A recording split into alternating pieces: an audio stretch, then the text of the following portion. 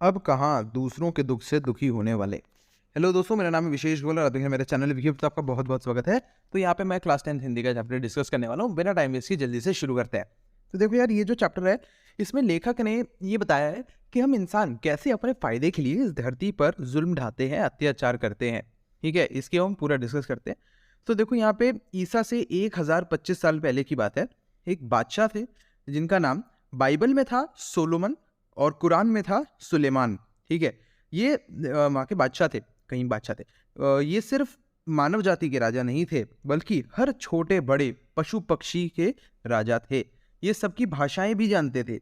एक बार वो अपने लश्कर के साथ रास्ते से गुजर रहे थे। वहाँ रास्ते में कुछ चींटियाँ थी। अब जैसी चींटियाँ वहाँ पे घूम रही थी, अब क्योंकि ये लोग घोड़ों पे सवार होते हैं, तो घोड़ों की आवाज़ सुनकर वो चींटियाँ वहाँ से भागने लगी। कहती कि भागो यहाँ से, यहाँ पे तो हमला हो रहा है या ऐसा कुछ। ठीक है, तो इस पर सुलेमान जो है वो उनसे कहते कि हमें घबराना बिल्कुल नहीं है। हमने जो है खुदा ने हमें बनाया है, सबका रखवाला बनाया है। हम आपके लिए मुसीबत नहीं है, बल्कि मैं तो सबके लिए मोहब्बत हूँ। तो चींटियों ने उनके लिए दुआ करी और वो आगे बढ़ चले। ठीक है, ऐसी एक घटना का जिक्र करते हुए जो सिंधी भाषा के महाकवि शेख हयाज हैं, उन्होंने अपनी आत्मकथा में लिखा है कि एक दिन उनके पिताजी कुएं से नहाकर लौटे। कुएं पे गए थे नहाने, घर आए, लौटे तो खाना खाने बैठे, मार्जन परोसा। जब उन्होंने रोटी का एक टुकड़ा तोड़ा, तब इन्होंने नोटिस किया कि उनकी बाजू पर एक काला चियोटा रेंग रहा है। ठीक है, तो इसका ये मतलब है कि जब नहाने गए थे ना, तो वहाँ पे चियोटा चढ़ गया उनके शरीर पे और उनके साथ साथ घर तक आ गया। अब उन्होंने क्या किया, उन्होंने भोजन छोड़ दिया, खाना छोड़ दिया, उठ के खड़े हो गए। उसने कहा कि मेरी वजह से ये चींटा इधर आ गया है, अपने घर पर था, उसका कुआं उसका घर है, वहाँ पे था ये, और ये मेरे साथ उठ के आ गया, तो ये बेघर हो गया है, मैं पहले इसको घर छोड़ के आता हूँ। तो कुआं चले गए उसको घर छोड़ने।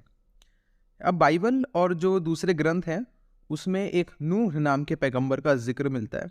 उनका असली नाम लश्कर था, लेकिन अरब में उन्हें नूह कहते थे। इसका रीज़न है कि वो पूरी ज़िंदगी रोते रहते थे।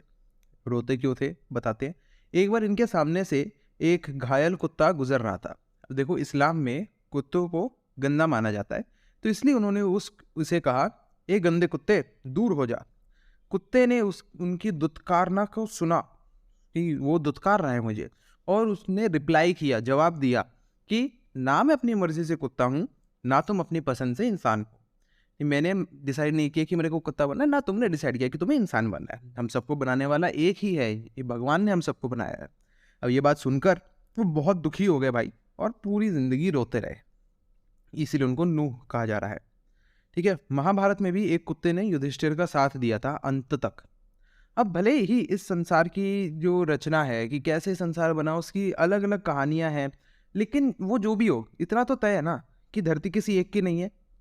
हम जितने भी पशु पक्षी हैं, चाहे नदियां हैं, पहाड़ हैं, सबका इस पे समान अधिकार है, सबका इक्वल हक है इस पे। तो मानव ना इस बात को समझता नहीं है। पहले उसने संसार जैसे परिवार को तोड़ दिया, और अब खुद टुकड़ों में बंटकर एक दूसरे से दूर हो गया। संसार तो तोड़ दिया, पूरा परिवार जैसा था उसको तो खत्म कर दिया, अब खुद भी टुकड़ों में बंट गया। पहले लोग मिलजुल कर बड़े बड़े घरों में रहते थे, उसमें इतने आंगन होते थे, बड़े बहुत बड़े बड़े घर होते थे। लेकिन अब छोटे छोटे डिब्बे जैसे घर होते हैं, उसमें लोग सिमट गए हैं। अब बढ़ती हुई आबादी की वजह से समुद्र को पीछे ढकेल रहे हैं, पेड़ों को रास्ते से हटा रहे हैं, प्रदूषण बढ़ रहा है, प्रदूषण की वजह से पक्षी भाग रहे हैं।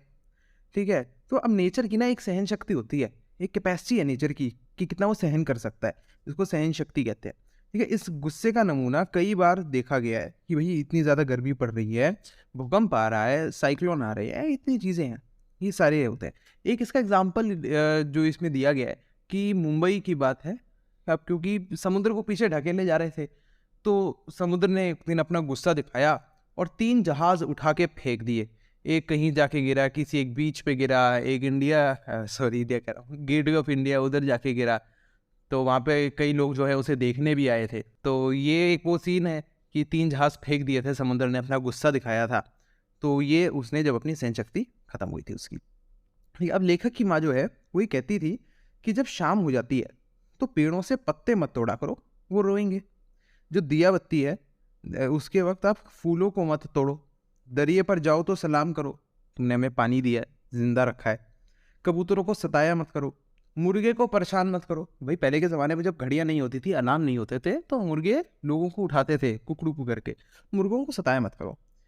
लेखक बताते हैं कि ग्वालियर में उनका एक मकान था। उस मकान के ऊपर जैसे खिड़की के ऊपर जैसे बैठ जाते हैं ना कबूतर, एसी के ऊपर, खिड़की के ऊपर, दरवाजे के ऊपर, हर जगह अलग-अलग जगह। तो जैसे कबूतर बैठा था, एक कबूतर के जोड़े ने घोंसला बना के रखा था।